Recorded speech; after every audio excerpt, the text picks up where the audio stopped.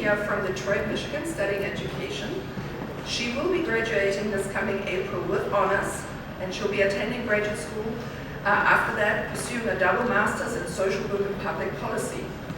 Her goal is to become a social worker and work on the foster care system to reform it so that it makes the system safer and more effective for the children in it. During her time at BGSU, she has been involved with several organizations, including but not limited to the President's Leadership Academy, the Delta Sigma Theta Sorority, and the Black Student Union. Some of her favorite memories at BG have included bringing new members into her sisterhood, going to a hockey game, and seeing the sunset at Deut. I have not been there, so I need to find out where that is. In her free time, she likes to watch movies and TV shows on various streaming sites, and she spends a lot of time with her dog Kyrsten playing fetch and training him, and I believe we're going to see some pictures. Kyrsten's speech today is entitled "The Legacy We Leave: Spaces for Us and by Us." And she came up with this topic only knowing that she wanted to speak from her experiences as a student here at the university. Her speech encompasses not only parts of her journey here, but also the experiences of other students. In curating her speech, she said that she wanted to she delivered not only a message, but also a charge to the audience. She's excited to be the keynote speaker for today and is ready to share her knowledge with all of us. So welcome, Kyrsten, and we look forward to your presentation. Well, good morning, everyone. First, I want to thank Purdue for allowing me to be here. Thank you all for being here. I'm really excited. I've never really done anything like this before. So I'm excited to be here. I'm excited to share with you all my presentation I prepared. But first, I want to give a little bit more about me. I know there was some introduction, like some opening stuff, but I wanted to make it a little more personal. So this is me. I am an avid binge watcher. I've pretty much seen, not every show on Netflix, that's a little dramatic, but I've seen a lot of shows on there. I like to read books. I'm a dog mom, so there's Kygo up there. It's my pride and joy. And then I'm also an aspiring TikTok star because why not? So I also wanted to include a couple of organizations that are important to me in this slide, on this slide, just to give you a little more information about me. So as mentioned, I am a member of Delta Sigma Theta Sorority Incorporated. So that is a picture of all of us from homecoming. The next slide over is NPHC, which is the National Pan-Hellenic Council, which governs all of our Black Greek-letter organizations, and that is where I serve as president. This is my second term there, so they have a special place in my heart. The next slide, well, down is a picture of me and my mom, because that's my homegrown.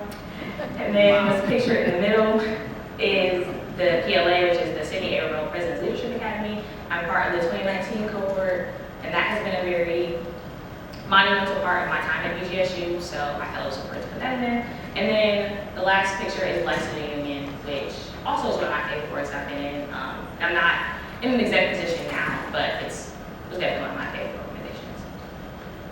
So I included this because, number one, I felt like it was important for me to humanize myself a little bit and become not a name on a paper, but actually be a person. But I also did it because I wanted to make sure that I was emphasizing that this wasn't going to be like a typical keynote speech. I feel like sometimes when you go to events like this and there's a keynote, they're very kind of like step in the box and it's very like stand still. And I wouldn't mind to be more like a conversation, more like a interaction and less at me talking about you, because I think sometimes keynote speakers, they have like all these degrees and they travel all over the world. I'm 21. I'm working on my first degree, gonna get another one, you know, fingers crossed.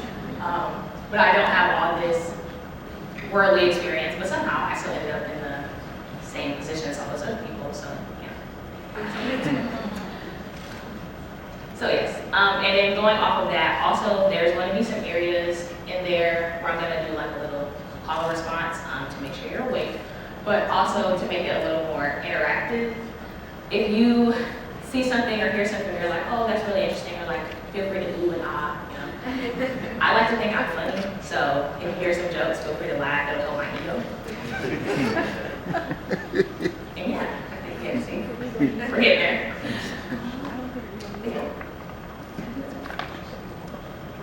So first, I wanted to start off by just giving an overview of kind of what I'm going to do. So what I just did was my introduction, and then I'm going to explain spaces for us, by us, and then I'm going to explain the legacy. The title of my speech is "The Legacy We Leave: Spaces for But I'm gonna do that in the reverse because that is really just how my brain works, and the title sounded better the way it's written, but the presentation doesn't work that way. So we're just gonna go with it. But as I'm going through it, I ran this a couple times and I rehearsed it with like some of my family members, and they were listening to it and they were like, I didn't get it, and it didn't make sense up until like the very end, and the conclusion is like 3 minutes out of this entire like 40-minute speech. So I promise it'll make sense. Hang in there. It won't be boring. It'll be great. All right. So yeah. This is the title of my speech once again, like I said. That's the way it's written, but we're gonna do it in the reverse. So first, we're gonna start off by talking about spaces. Before I go into that, I felt like it was important to first define what diversity is, because this is the symposium on diversity, and I think it's important to kind of illustrate what is diversity and how that's gonna play into it. So repeat after me, diversity. So diversity is the state of being diverse or having variety. I think that fits in the noun form, and when you take it as more of an action-oriented item, it's the practice or quality of including or involving people from a range of different social and ethnic backgrounds and of different genders, sexual orientations, etc. So when you think about how to put diversity into perspective and what diversity really is, I think it breaks down into two components where you have diversity, and then there's a difference between having it and valuing it. So anyone can say that you have diversity in a space, in a workplace, in any kind of department. You can say, oh, we have these different numbers, we have all these kind of people from all these different backgrounds. But if you have those people in a space and you don't have elements in there that support them, do you really value the diversity that you bring into your space? So I think it's important to have, I think diversity is a good thing to have, of course, in these spaces, and you, of course, want to have diverse perspectives, diverse backgrounds, diverse people, but are you really valuing the diversity you have in those spaces if you don't bring in certain supports to help them? For example, and I should have prefaced this a few minutes ago, but I'm only going to speak from my experiences. For the most part, like I said, I don't have all this other experience that other speakers have, so I'm going to speak from my experiences and those that have been relayed to me as a college student. But I think anything that I'm going to say could be applied to any kind of workspace, any department. But moving forward. So to put this example into perspective, if you have a first generation college student, for example, and you say, we really welcome first generation college students, we really value having them here, that's all well and good. That's diversifies your population of college students, but what resources do you offer to them being a first generation college student that they might not have, as opposed to someone who has parents and grandparents and a bunch of other people who went to college? Now, granted, they might not need those resources. They might say, no, that's okay, I'm good, like, I know what I'm doing, and that's great. But can you really say that you put a value on diversity if you don't support those diverse measures that you put into place? Does that make sense? Okay. So like I said, I can only speak from my experiences, so that's what I'm gonna do. This is a list of organizations that I have been a part of where I've held a leadership position. This is not a complete list of all the orgs that I've ever been in. This is just where I held some kind of leadership, some kind of role that elevated me past just being a general member. Out of all the things on this list, I would probably say that there are 4, maybe 5, arguably, where I felt that my perspective held a certain value to that organization. This is not to bash any of the orgs on here. This is simply just my experience and kind of a call to action to what can be done better to support students when they are in leadership positions, but also when they come from a different background outside of your own. I felt like it was important to include this because, like I said, I can only speak from my experiences and what I've experienced, but I know that I'm not alone in the way that I feel, and I know that this information could also help someone else. So to further illustrate that, I'm going to talk about spaces that are for us and by us and how they affect these 3 different areas. So spaces for us by us, that term, FUBU, for us, by us, originated in the 90s. It was coined as a term that kind of described when you have a space that is designed for you, insert whatever identity you identify with there, and by other people who also share the identity. So as a Black woman, I would have a space that is for Black women, by Black women. And like I said, you can exchange that with any other identity or any other piece of you that you feel fits, and that would be for you and by you. So when you have spaces like that are designed for you and by you, they bring in a lot of benefits that spaces that are not like that wouldn't necessarily give you, because you're kind of putting yourself in a space that wasn't designed for you. And while that is helpful, there are certain supports that it may lack that spaces that are for you and by you will not. So starting off first, we're going to start with retention rates. Retention rates at colleges, specifically for Black students, tend to waver a lot, and that's not just here, that's nationally. And across the board, what I've noticed is that students who are involved in organizations, period, those rates waver. But when they're involved in orgs that are designed for them and by them, they don't waver as much. So they will be retained longer over the term of 4 years or even 5 years, and they will graduate because they feel like they have been able to make a place at their university, at their school. When you have groups that are designed for you and by you, it allows you to connect with a community of people who understand what you are going through, and thus you are able to stay at that school longer because you feel like you have a place.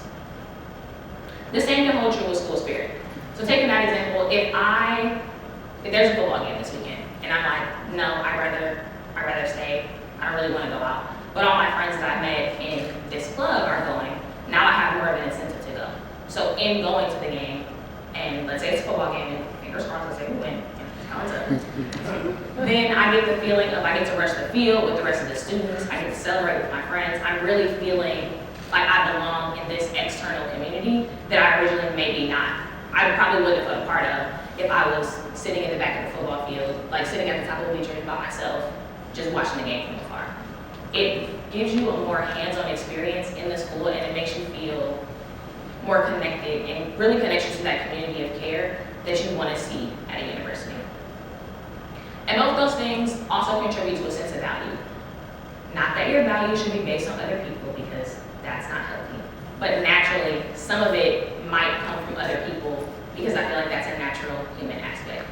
So if you don't feel like you have a sense of value among your community of people or among the group that you're in, why would you want to stay at that school?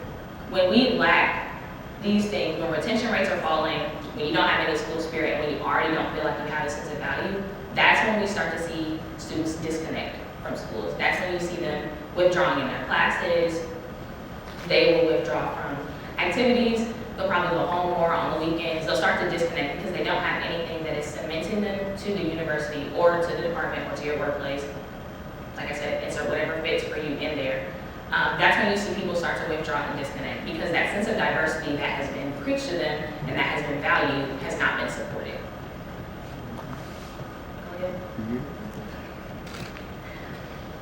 So some of these things can be affected a little easier depending on your environment. So speaking as a Black student, if I was at a historically Black college or university, it might be easier for me to feel school spirit and feel a sense of value, because naturally I'm already surrounded by people who look like me, so there's already bound to be some natural connection. But I don't put any of this up there to say that it can't be changed by your environment. Just because I'm not at an HBCU doesn't mean that I can't find my community or find my people here at BG. It just means I might have to work harder and look a little harder. And that's where those spaces come into play. When you can put more funding and more effort and more support into those spaces that you know are going to help the diverse population that you say you value and bring into play, you are able to connect those students more and keep them more. So not only do you have the diversity that you market, you also are supporting it and bringing in support for those students so they can feel like they have a purpose and like they have value. All right, so somebody say, what is a legacy? What is a legacy? I'm so glad you asked, thank you. So I define a legacy in two different parts. I define legacies as big legacies and small legacies, but I don't want to go any further in my presentation without acknowledging what today is and why we have this day off. So as you all know, today is Martin Luther King Jr. Day. Today is the day that we celebrate him and his life and his legacy and all the things that he did.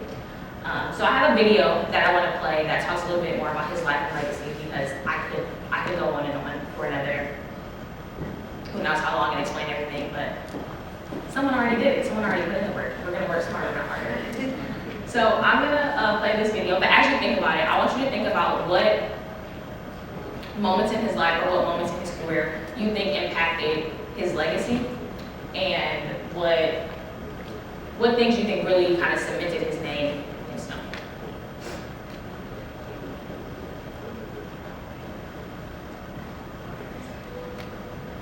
On Auburn Avenue. And Dr. King grew up in a household with his parents, Martin Luther King Sr. and his mother, but also his grandparents, the Reverend A.D. Williams and his wife. Now, the Reverend Williams had become the pastor of Ebenezer Baptist Church on Auburn Avenue. And that becomes the family church. So it's the church in which Marty King grows up and is raised. Now, Dr. King himself is educated in the public schools of Atlanta. He goes off to Booker T. Washington High School here in Atlanta before getting to matriculate at Morehouse College, which is where his father had gone to school. After Morehouse College, Marty King decides to go off to seminary, and he attends Crozier Theological Seminary up in Pennsylvania. After Crozier, he goes to Boston University. In Boston, he meets a very attractive young woman. Her name is Coretta Scott. They get married, and they debate what to do. Coretta Scott King was not interested in returning to the South.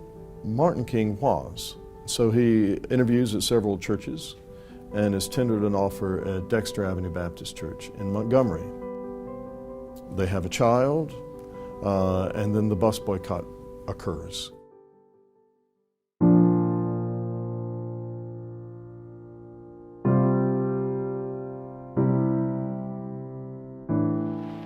Eventually, segregation in public transportation will pass away. And I think we should start now preparing for the inevitable. King is recruited to be the head of the Montgomery Improvement Association. He takes on that responsibility after much prayer and thought. Now, in Montgomery, the effort to organize for the protest results in success with the bus boycott's conclusion in 1956, but also the desire to keep the protest going. So in 1957, the pastors involved in the Montgomery Improvement Association, by this point Dr. Martin Luther King Jr., the Reverend Ralph D. Abernathy, the Reverend Fred Shuttlesworth, these figures, joined by others, will organize what's called the Southern Christian Leadership Conference. The SCLC will be organized with the purpose of taking this protest regionally and leading civil rights reform in America. In February of 1960, Martin Luther King and his family moved to Atlanta. King accepted the co-pastorate of Ebenezer Baptist Church under his father, and the family moved into a house on Boulevard. Now, King would then go on from his position at Ebenezer Baptist Church to lead the civil rights movement.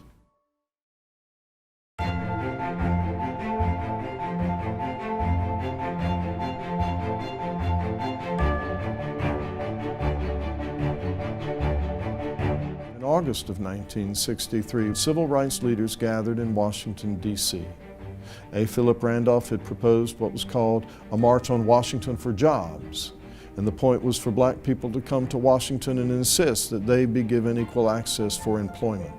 Thousands came. And it was a peaceful demonstration, occupying the nation's capital for a day, to listen to speeches being delivered from the steps of the Lincoln Memorial on the National Mall. And among those speaking were Fred Shuttlesworth, John Lewis, who was the chairman of SNCC, the Student Nonviolent Coordinating Committee. But the person who stole the limelight, of course, was the Reverend Dr. Martin Luther King Jr., whose I Have a Dream speech captured better than anyone ever had before the goals and aspirations, not just of black people, but of everybody. Oasis of freedom and justice, I have a dream that my poor little children will one day live in a nation where they will not be judged by the color of their skin, but by the content of their character. I have a dream today.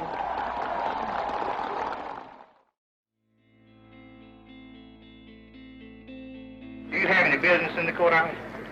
The only business we have was to come by to the Board of Registers to register. The Board of Registrars is not in session this afternoon, as you were informed. You came down to make a mockery out of this courthouse, who is not going to have. After the Civil Rights Act and the March on Washington, attention turned to the voting rights and the denial by white governments to register black voters. But the climax occurs in Selma, Alabama, where in the middle of Alabama's Black Belt in the old plantation district, black people had been denied access to the ballot. And Dr. King and SCLC will support the demonstrations there. So coming in to work with SNCC in Dallas County, Alabama, SCLC will organize protests around the county government that was refusing to register black voters. This culminates in what's called the Selma Campaign of March of 1965.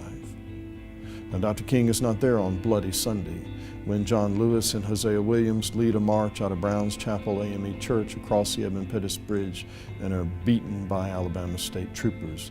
All of it captured on film, all of it broadcast around the nation and the world, all of it leading to a Selma to Montgomery march that Dr. King did lead.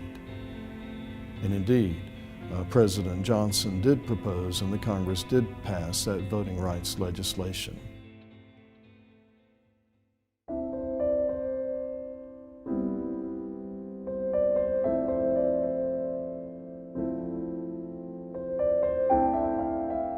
King comes back to Atlanta, meets with his advisors in SCLC, and he says, we've got to organize the poor of our country and promote human rights. And he sets forth an agenda for what's called the Poor People's Campaign. King came back to the notion of occupying the nation's capital, encouraging the poor people from across America to come to Washington, D.C. and to remain there until the system opened up and addressed their needs and their concerns. This wasn't for black people only.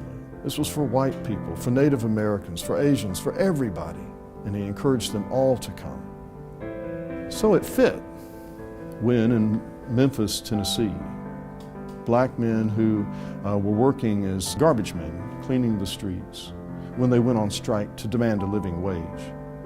Now, Memphis, Tennessee, and next to the Mississippi Delta, the big plantation area, the agricultural South was full of poor people who were unemployed and needing work. And so in Memphis, the city leaders didn't pay workers very much money because there was always somebody out there who would do the job for less. And those garbage men went on strike, and their motto was, I am a man. And they stood up to say, we deserve a living wage. They asked King to come support them. How could he not? Living wages for working people? It fit the objectives of the Poor People Campaign. And so he goes. And it's there in Memphis, Tennessee on April 4th, an assassin shoots him down on the balcony of the Lorraine Motel, bringing to an end his life, but not his legacy. That Poor People's Campaign was held in Washington, D.C. The Reverend Ralph D. Abernathy assumed the presidency of the SCLC, and within weeks of Dr. King's murder, his widow, Coretta Scott King, would begin promoting the idea of a Martin Luther King Jr. Center for Nonviolent Social Change, which might forever teach the values of that Kingian nonviolence that he promoted. So his legacy continues. It continues in the King holiday we have every January. It continues in the drive for human rights, in the building of civil rights memorials at all of these venues where the demonstrations took place. So as I mentioned, I describe a legacy in the terms of what I like to describe as small legacies and big legacies.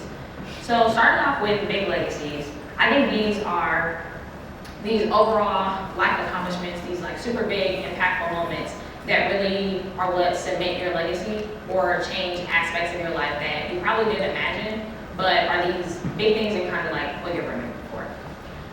So it's gonna be a little chaotic, but I just want everyone to kind of shout out things that they think in terms of Dr. King, what are his big legacy moments for these overall life accomplishments that he did. Yeah. Okay, heard the March on Washington.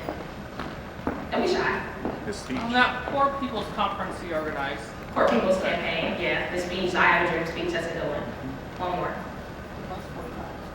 Bus boycott, yeah. So those are the good examples of some of those big things that he did, the things that we kind of remember him for, the Civil Rights Movement, the March from Selma to Washington, the I Have a Dream speech, Poor People's Campaign. Those are some of those really big moments that cemented his legacy that we remember him for.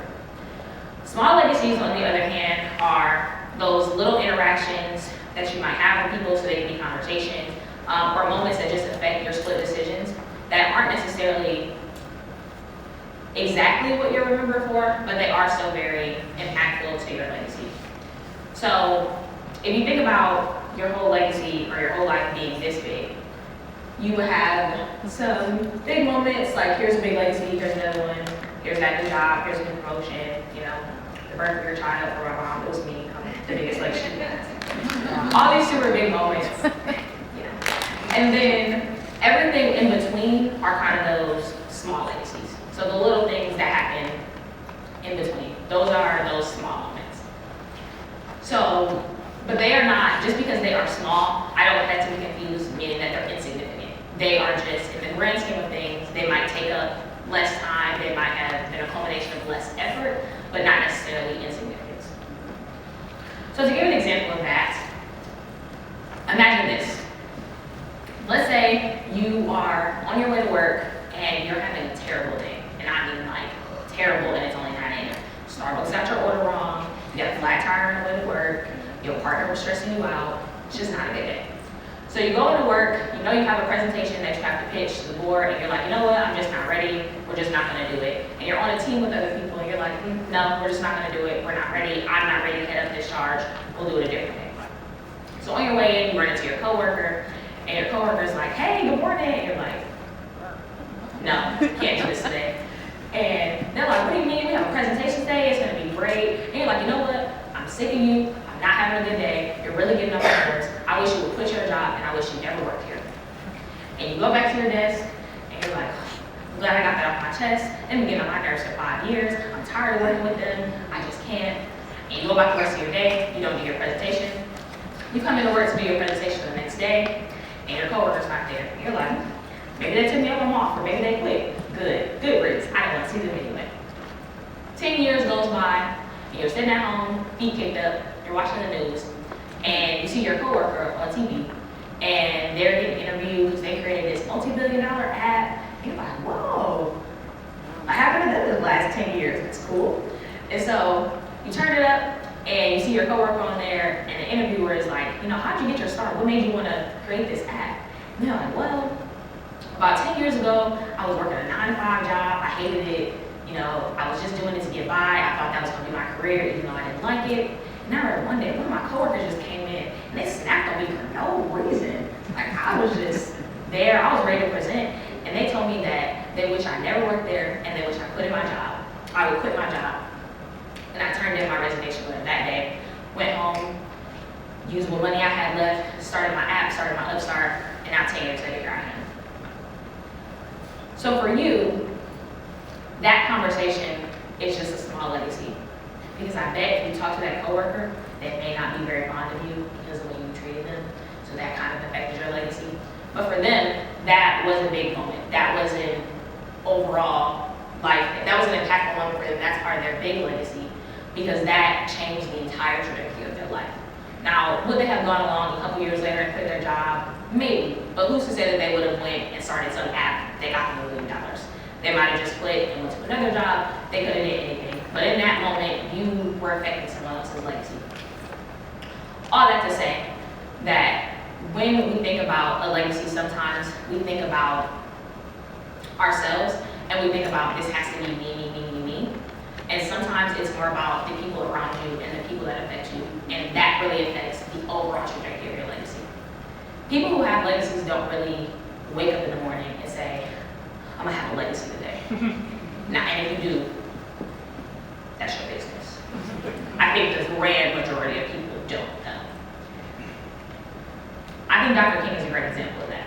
Because of all these things that all you said are things that really impacted his legacy, I think it's important to remember that man just wanted to be a reverend.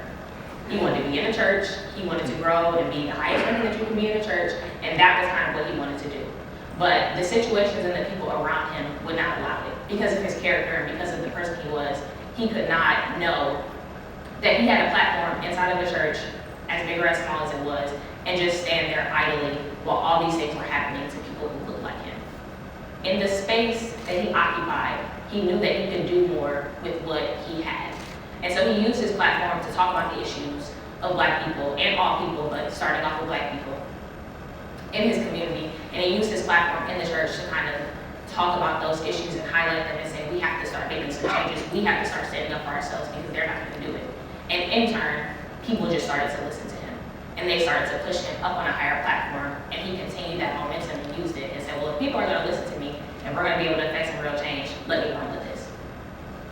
I think if you would have asked him at 18, he didn't think he was going to be the face and have the legacy that he has now.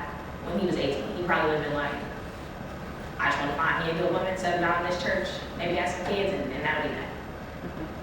It's important to think about this when you think about legacy, because what you do and who you are and who you interact with will ultimately affect you, negatively or positively.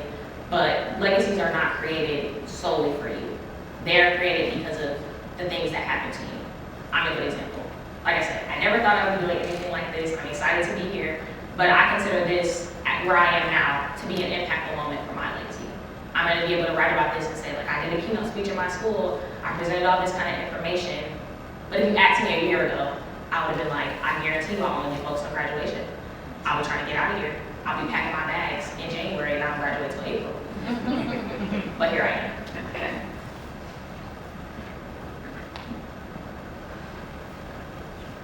These are a lot of work.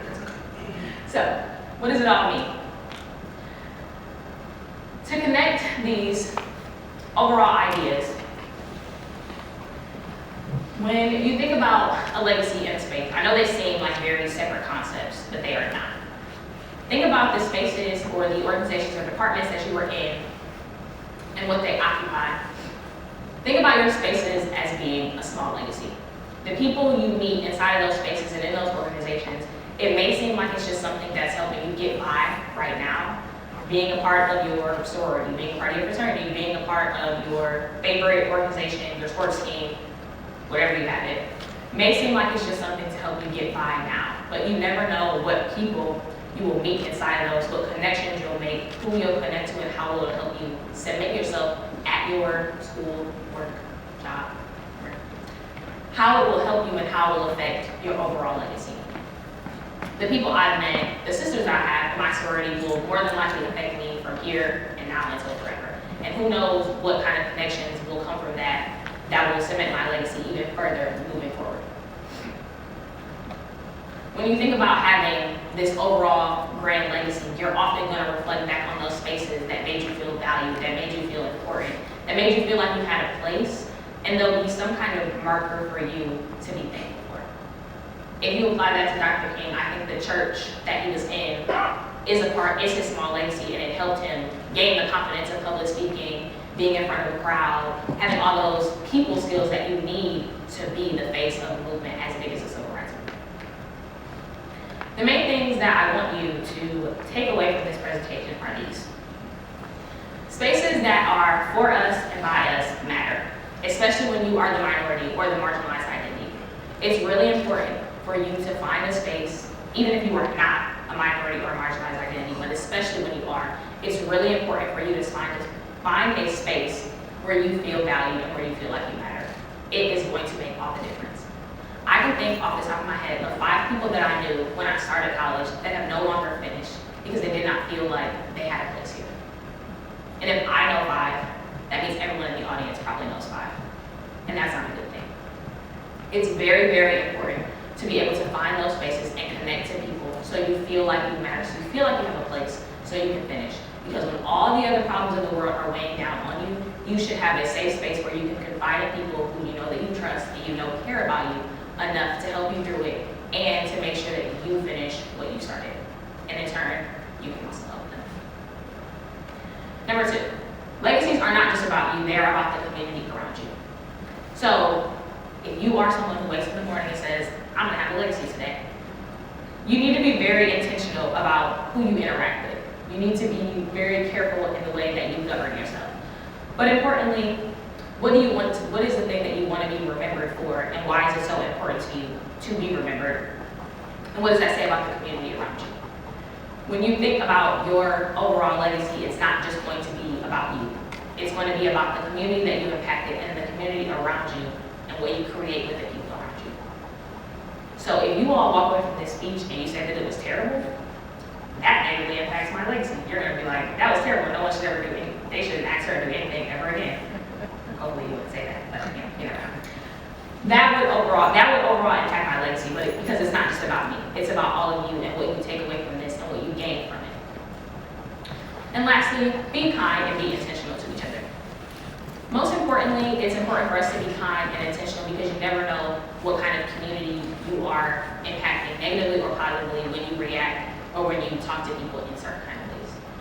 We need to speak to each other with care and also with intention, because it's important to us to create this community of care and to keep in mind that whatever you do could affect someone. And even though it's a very hard skill to do, it's hard to kind of separate things. It's hard to separate things and say, like, I know I'm having a bad day, but how do I not ruin someone else's day? How do I let my bad day just be me? And how do I take myself away from it? That's a hard thing to do. But I think it's an important thing to kind of actively be working on, because you never know how you can be impacting someone's legacy. So that's it for me. Like I said, my name is Kyrsten. I put my email up there because I feel like that's just a professional thing to do.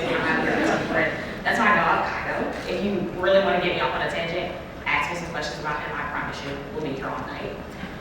I'll specifically tell you how he woke me up at 5:30 this morning. But I'm really grateful for the opportunity to have been here. I hope this was meaningful. Like I said when I started, I didn't want to do just kind of a standstill presentation thing. I wanted to make sure that it connected to my experiences, but also conveyed the experiences of students who are like me, because I don't know how many students get to actually be in this kind of position. So it's important to me to make sure that it was a student experience and not just about me. You know, let me see it's about the community around you. See where I'm going with this. But I'm really grateful for the opportunity to really just have been here and to be able to speak to all of you. I want to encourage you to view all of the posters and the research that has been presented. These students put up, these look really good. I don't think I could have done this. I really encourage you to kind of take a look around, ask some questions about their research. I'm pretty sure they would appreciate it. They put a lot of hard work into it. Also, this is not a day off. This is a day on. So if you have not signed up for service or you need some service to do, I believe all the things are filled, but you can talk to Amanda. I don't know where she is, but she'll be around. She's back at the table. She can direct you to some service opportunities, but please remember that this is a day on and not a day off. Of course, take care of yourself, do some mental health things if you need to, some self-care things, but try to give back to the community that's around